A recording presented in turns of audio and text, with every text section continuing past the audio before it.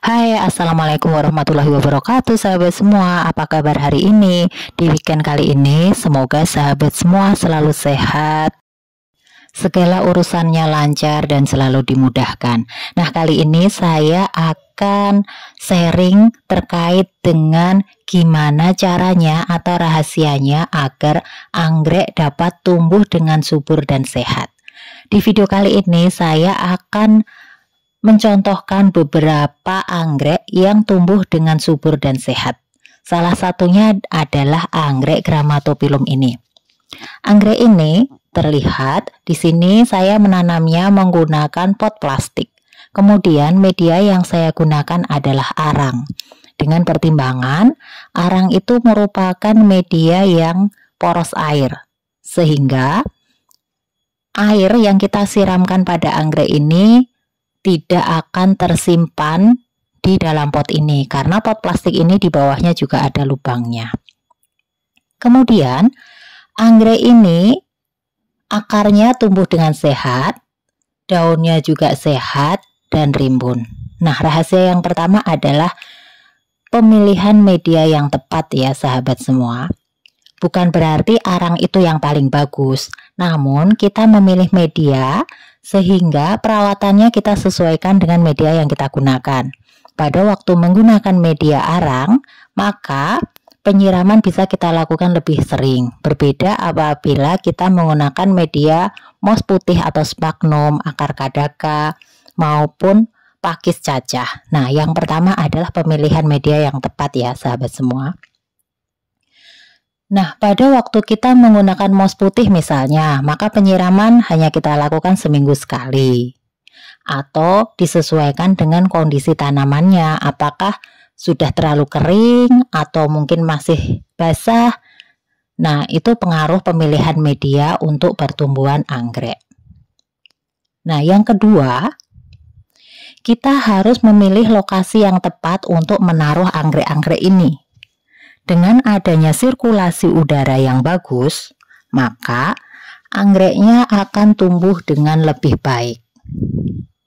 Jadi, tempatkan anggrek sesuai dengan jenis anggreknya. Misalnya untuk Grammatophyllum ini, anggrek ini menyukai tempat yang panas, mendapatkan sirkulasi udara yang bagus, mendapatkan sinar matahari yang cukup.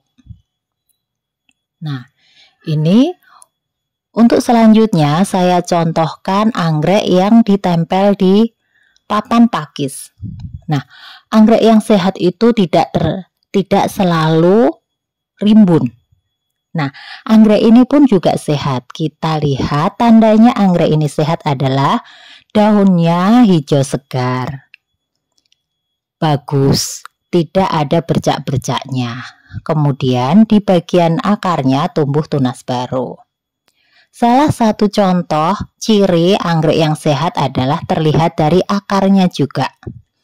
Coba sahabat semua lihat untuk akar dari anggrek bulan ini ya.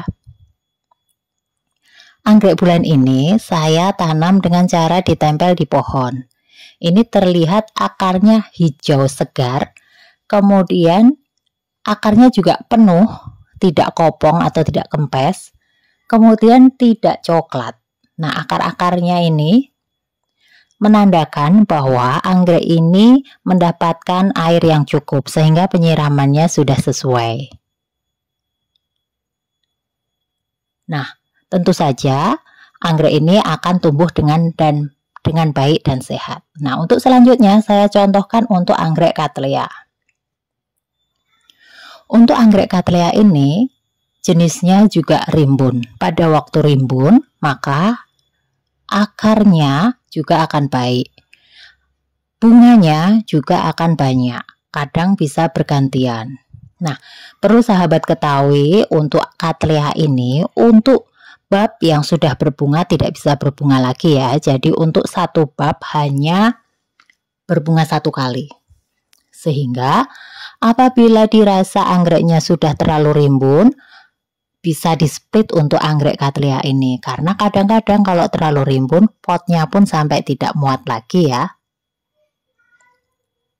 Nah, Kemudian untuk selanjutnya adalah Oncidium. Oncidium golden shower ini juga saya tanam dengan cara ditempel di pohon. Tentu saja mendapatkan sinar matahari yang cukup, mendapatkan sirkulasi udara yang sesuai. Nah, tinggal selanjutnya adalah proses pemupukannya ya. Pemupukan ini sebenarnya jarang saya lakukan. Kadang-kadang memang seminggu sekali kalau pas sempat. Kalau pas misalnya weekend tidak ada acara. Namun apabila di weekend ada acara, ya kadang-kadang pemupukannya saya tunda. Nah, ini karena memang untuk anggrek-anggrek ini, karena memang sudah baik pertumbuhannya, alangkah baiknya memang pemupukan kita lakukan seminggu sekali, selama 3 kali, kemudian di minggu keempat kita hanya siram saja. Supaya pertumbuhan anggreknya bisa lebih baik lah. Jadi tidak terus-menerus setiap minggu kita beri pupuk, namun kita selingi di minggu keempat untuk tidak perlu diberi pemupukan, hanya diberi penyiraman saja. Nah, itu merupakan rahasia anggrek dapat tumbuh dengan baik dan subur ya sahabat semua, sehingga anggrek-anggreknya akan dapat berbakti dengan cantik seperti ini. Ini untuk jenis anggrek Cattleya yang lain ya. Mungkin sahabat semua sering bertanya, pupuk yang bagus untuk anggrek supaya subur itu yang seperti apa sih pupuknya? Yang merek apa sih? Nah, ini yang perlu sahabat ketahui, bahwa untuk memupuk anggrek itu sendiri kita tidak harus terpaku pada merek-merek tertentu. Namun yang perlu kita lihat adalah kandungan dari pupuk tersebut. Misalnya untuk pupuk pertumbuhan kita harus memilih pupuk yang kandungan N-nya lebih tinggi. Nah, misalnya untuk anggrek Vanda ini karena baru pertumbuhan, maka saya memberi pupuk yang kandungan N-nya lebih tinggi. Berbeda dengan anggrek-anggrek yang sudah dewasa, yang siap berbunga, maka saya akan memilih pupuk yang memang kandungannya N lebih rendah, kandungan P-nya lebih tinggi, sehingga memacu anggrek tersebut untuk segera berbunga.